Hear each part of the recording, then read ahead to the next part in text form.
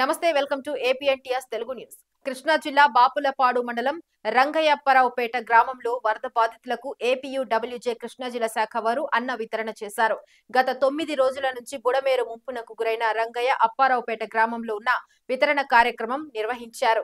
ఈ సందర్భంగా ఈ వీడియో కృష్ణా జిల్లా ఉపాధ్యక్షుడు రాజశేఖర్ మాట్లాడుతూ తాము విలేకరులకి ఇబ్బందులను ఆదుకుంటే మాత్రమే కాదు ప్రజలకు ఇబ్బంది కలిగినప్పుడల్లా వివిధ రకాల సేవా కార్యక్రమాల ద్వారా సేవ చేస్తున్నట్లు తెలిపారు. ఈ కార్యక్రమంలో ఏపీయూడబ్ల్యూజే కృష్ణా జిల్లా ఉపాధ్యక్షుడు అట్లూరి రాజశేఖర్ మరియు ఏపీయూడబ్ల్యూజే కృష్ణా జిల్లా ఎలక్ట్రానిక్ మీడియా సంఘ ఉపాధ్యక్షుడు ధనియాల అప్పారావు, అక్కినేని ఫణికుమార్, పరుచూరి రామకృష్ణ, గోవాడ సునీల్ కుమార్, పల్లెకు అంకబాబు మరియు నల్లగంచు శ్రీరామకృష్ణ తదితర విలేకరులు నిర్వహించారు.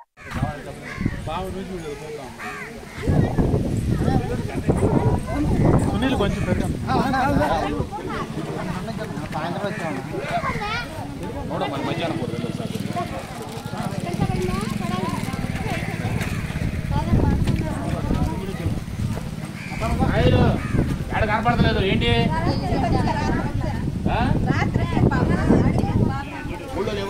వచ్చింది రాత్రి అడిగా రాయాలడితే అందరికీ నమస్కారం అండి. ఈరోజు మనకి జంక్షన్ జర్నలిస్ట్ అసోసియేషన్ అండి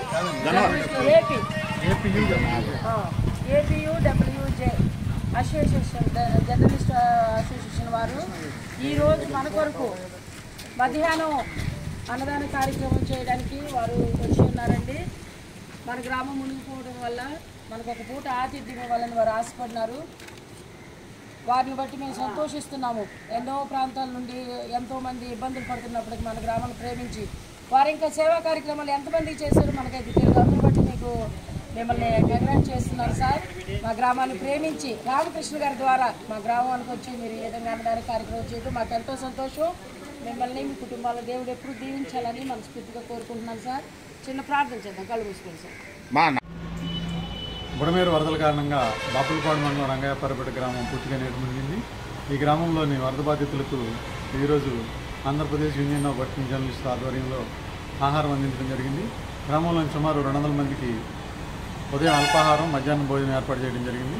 గన్నవరం ఎమ్మెల్యే యార్లగడ్డ వెంకటరావు గారి స్ఫూర్తితో ఈ కార్యక్రమంలో మనం పాల్గొనడం జరిగింది. అట్లాగే ఈ బాధితులు పడుతున్న ఇబ్బందులు చూసి కొంచెం వాళ్ళ ఇబ్బందులు, వాళ్ళు పడుతున్న కష్టాలు చూసి ఈ కార్యక్రమం మనం ఏర్పాటు చేశాం. గన్నవరం నియోజకవర్గంలో గతంలో కూడా ఏపీడబ్ల్యూజే ఆధ్వర్యంలో ఎన్నో సేవా కార్యక్రమాలు చేపట్టాం. మెదడువాపు మందు నివారణ మందులు పంపిణీ, అట్లాగే డెంగ్యూ వ్యాధి రాకుండా మందులు పంపిణీతో పాటు వైద్యశాలలో పళ్ళు, వృద్ధులకు ఆహారం పంపిణీ, అట్లా చాలా సేవా కార్యక్రమాలు చేసాం. ఏపీడబ్ల్యూజే అనేది సేవా కార్యక్రమాలు ఎల్లప్పుడూ ముందుంటుంది. కేవలం జర్నలిస్టుల సమస్యల పరిష్కారమే కాకుండా సేవా కార్యక్రమాలు జయంగా యూనియన్ ముందుకు సాగుతుంది. యూనియన్లో సభ్యుడు నాయకత్వం వహిస్తున్నందుకు గర్వపడుతున్నాను.